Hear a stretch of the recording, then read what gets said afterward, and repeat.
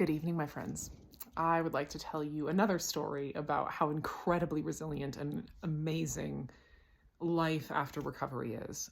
And it's wild to me that it's always the things that are challenging or go sideways that actually end up becoming the most inspiring.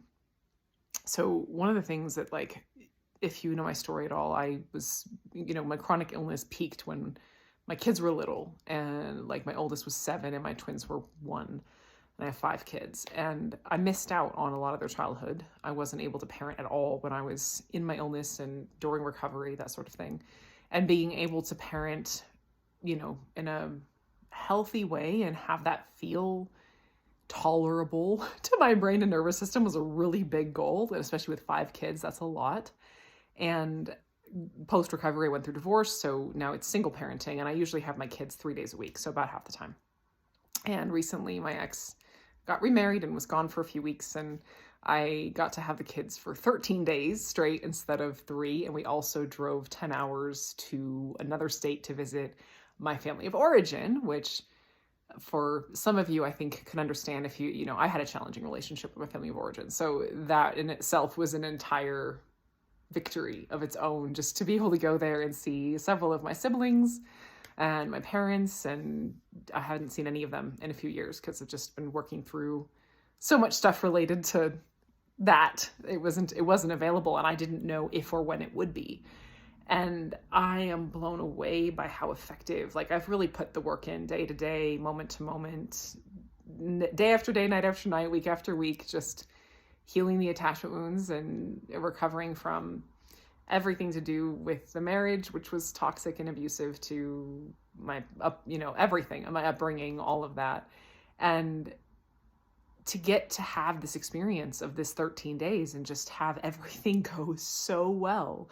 Even when things went sideways, they went well. Like I meal prepped, we had to, did the drive. I did all of that alone, right? 13 days and all the trip there and back and packing and, feeding the kids and coordinating and just all of it. And then to top it all off, it went shockingly well, everything considered. And on the day we were driving back, I found out that my oldest daughter, or my second oldest daughter, had head lice. And so it is a whole thing I've had before, quite the experience. And so we're trying to get all of that taken care of. It's hours a day of, treating everybody and all of that when we got back, and school going again. And then my oldest daughter finally got to the chance to, process some of what she's gone through with my own journey and her life as it's been so far, on top of all of that this whole week. And it's been amazing. There's been the time for all of it. I was shocked, even my daughter was one of my daughters was like, wow, Mommy, you're doing great. You're not having trouble with any of this, at the end of it all, you're doing fine. And I didn't even realize it, but yeah, it's just amazing to be able to have the resilience and the inner healing to be at a point where I can be caring for others and helping my daughter process her stuff and actually be happy and relieved that that's happening instead of overwhelmed by it. And, even though it was due to my situation, part of that was that, but that's the cool thing. I want to also just tell any parents out there who are in this and worried about their kids, when you go through this yourself and you have to parent yourself through it, and you learn how to feel emotions, and you learn how to process trauma, and you learn how to love yourself unconditionally through the bumps and not worry about it, and you stop believing it's your fault and you don't take things personally, it is incredible when you get the chance to pass that on to your child. And that's the biggest thing, because I work with parents a lot, often my clients are parents, and they're worried that they're going to pass, their patterns on to their child, or, I'm abandoning them and they're picking up my patterns and they see me struggling.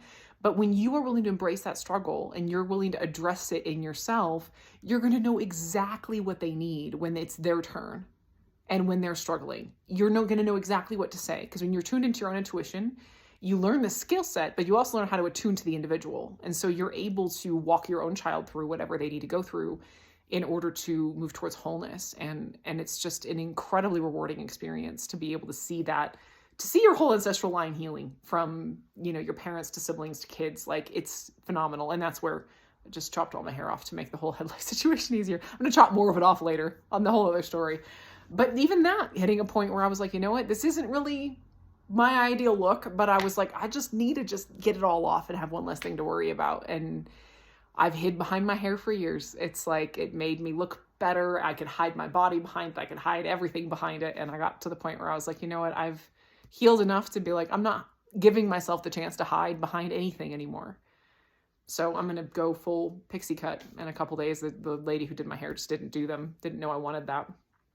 So she didn't do them. But I'm just, it's amazing to be at a place where I want the chance to deprive myself of the ability to hide behind anything and just say, no, this is me.